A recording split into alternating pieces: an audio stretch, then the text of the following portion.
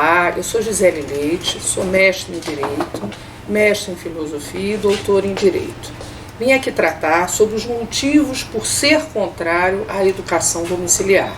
Primeiramente, a gente deve lembrar que o convívio escolar é um momento de aprender a viver em sociedade, de descobrir que construímos o conhecimento coletivamente e que precisamos respeitar uns aos outros e construir um harmonioso convívio. É na escola onde se aprende, onde cada um tem a sua vez de falar, a vez de ouvir, de saber da opinião do colega e mesmo discordando da opinião do colega, é preciso respeitar. Aliás, na sociedade contemporânea é muito relevante saber conviver com um multiverso, com a diversidade étnica, religiosa, cultural, filosófica e, enfim, até ideológica. Aprender a lidar com diferentes pessoas e diferentes realidades enriquece, através delas, tanto aprendendo sobre a semântica como da dialética. Veja, é verdade que alguns países desejam avidamente a educação domiciliar, exatamente para afastar os filhos de ambientes escolares onde ocorre a prática nociva do bullying e uma série de outras formas de preconceito. Porém, essa não é a melhor solução, pois a família deve atuar juntamente com a escola para combater a prática de preconceito e não proteger as vítimas, mas principalmente educar os agressores. Afinal, isolar a criança que é vítima de bullying do ambiente escolar não vai prepará-la para enfrentar o preconceito ao longo da vida, bem como não irá diminuir esse preconceito dos agressores e nem ensinará as crianças a lidar com adversidades. A escola deve ser um espaço privilegiado para o combate de todas as formas de bullying e preconceito. A escola, como instituição coletiva, deve ser plural, democrática, aberta e, por isso, incluir temas relacionados ao cotidiano dos seus alunos. Ele deve ser um espaço onde qualquer estudante se sinta à vontade para expressar suas opiniões, seus sentimentos, onde possa aprender a expressá-las sem agressividade, baseado no diálogo. Retirar o aluno desse ambiente para isolá-lo em casa significa estar fechado à possibilidade do diálogo e com ideias diferentes da sua família. Isso significa que a família está errada e a escola certa? Não. Significa que aprender a ouvir ideias diferentes das nossas faz parte do aprendizado do convívio social e do exercício da cidadania e da democracia. Se a família não aceita expor seus filhos às ideias diferentes que existem, então quem está doutrinando é a própria família ao negar aos jovens a liberdade de se desenvolver e fazer suas escolhas. Quanto às questões de gênero e sexualidade, debates supervalorizados pelos setores conservadores, ocorre uma enorme confusão, porque os pais têm receio que seus filhos tenham um gênero diferente do designado ao nascer, ou uma orientação sexual diferente da heterossexual. O pensamento conservador diz que quem nasce do sexo feminino deve ser mulher e quem nasce do sexo masculino deve ser homem. E é aqui onde ocorre uma incompreensão do que seja gênero. Gênero é uma construção social. Ou seja, os conceitos do que seja feminino ou do que seja masculino mudam conforme a sociedade, bem como a questão da época, do tempo. A realidade é que, independentemente do que se eduque uma pessoa que nasceu com certo sexo biológico para seguir comportamentos de certo gênero, o verdadeiro gênero da pessoa se revela ao longo da sua vida. Hoje há, inclusive, senhores, pessoas que não se identificam com essa definição de dois gêneros e buscam novas formas de se expressar. A escola pode debater esse assunto, mas ela não vai alterar os gêneros de nenhum aluno, bem como o indivíduo ser educado somente em casa não vai garantir nem vai ser capaz de modificar o que ele sente com relação a isso. A família pode sim ensinar seus valores, sua religião, mas a escola é o espaço onde o aluno terá contato com a diversidade da sociedade, poderá aprender que não existe somente os valores da sua religião e da sua família, e mais do que isso, poderá aprender a respeitar e conviver harmoniosamente.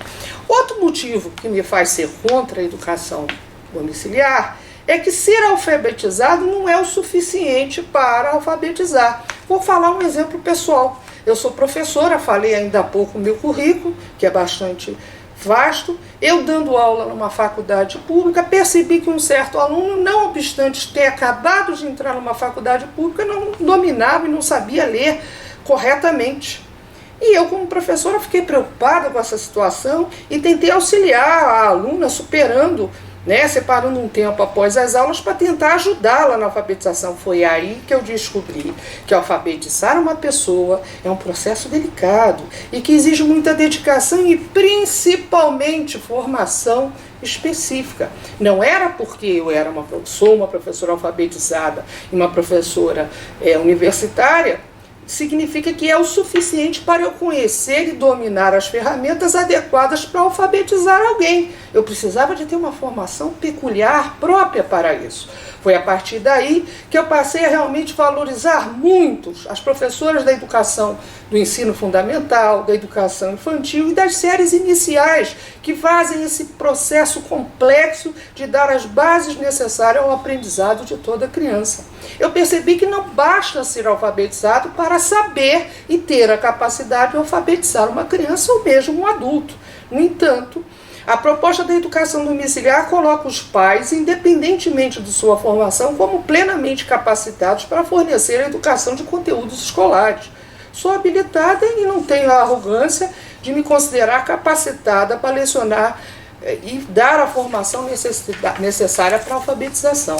Então, como que uma única pessoa, pai, mãe ou responsável, pode se sentir totalmente habilitada a ensinar todos os conteúdos de um currículo escolar?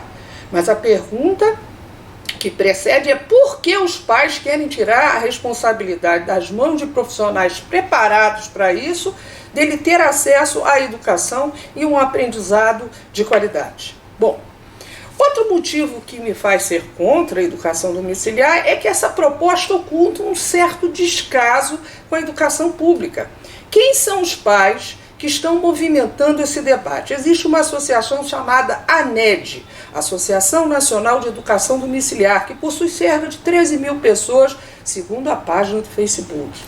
E, segundo o censo escolar de 2018, o Brasil possui 8,7 milhões de matriculados na educação infantil, 27,2 milhões de matriculados no ensino fundamental e 7,7 milhões de matriculados no ensino médio, sendo desses 1,2 milhão de alunos da educação especial.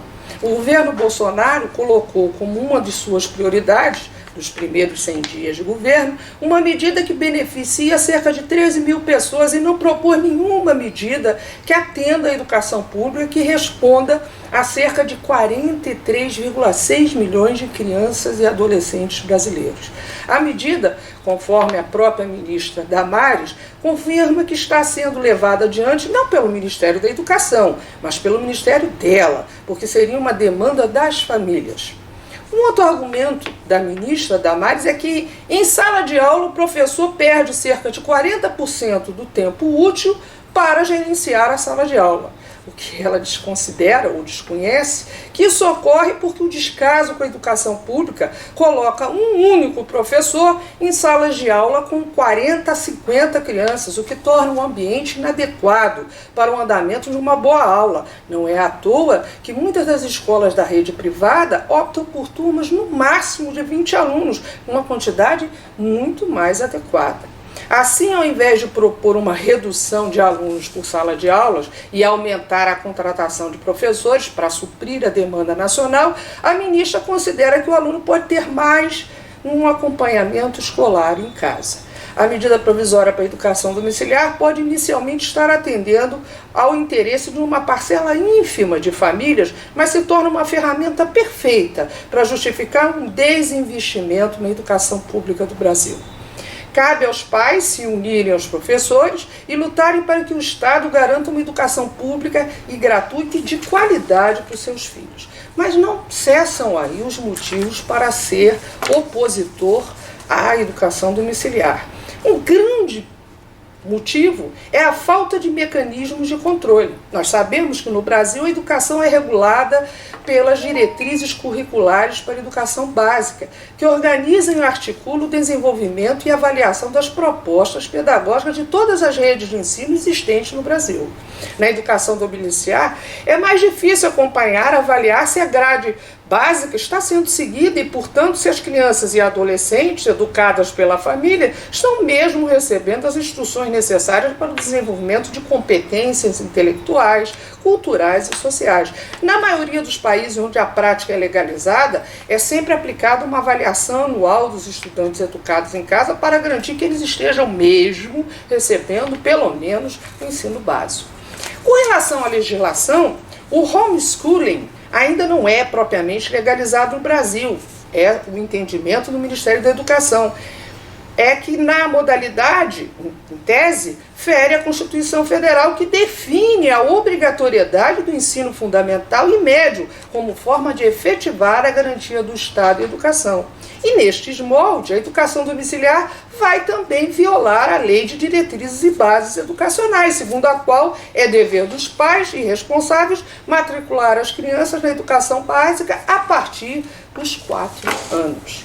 Por fim, o mais grave também é a falta de convívio social que a educação domiciliar propicia, pois ao serem educadas em casa, as crianças são privadas do convívio com outras crianças, de atividades colaborativas que são fatores relevantes para o desenvolvimento intelectual e social dos indivíduos. O cerne do Estatuto da Criança e do Adolescente traz patente a garantia do direito à educação, ao convívio familiar e ao convívio comunitário, dentre outras coisas.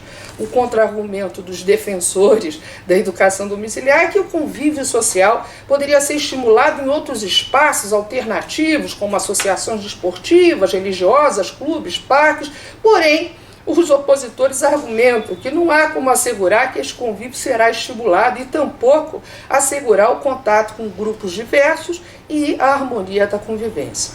Queria deixar aqui um abraço ao Dr. João Roberto, do IPAI, presidente, um abraço ao Dr. Júlio, presidente da ABRAD, e ao meu grande amigo e presidente da ABRAD do Rio de Janeiro, Dr. Nelson Joaquim. Eu estou de torço em homenagem ao dia 20 de novembro, Dia da Consciência Negra. É importante que nós superemos e sempre elevemos como maior valor importante para a educação e para a evolução de todos os povos a dignidade da pessoa humana. Não importa a melanina, o que importa é que somos todos iguais. Muito obrigada.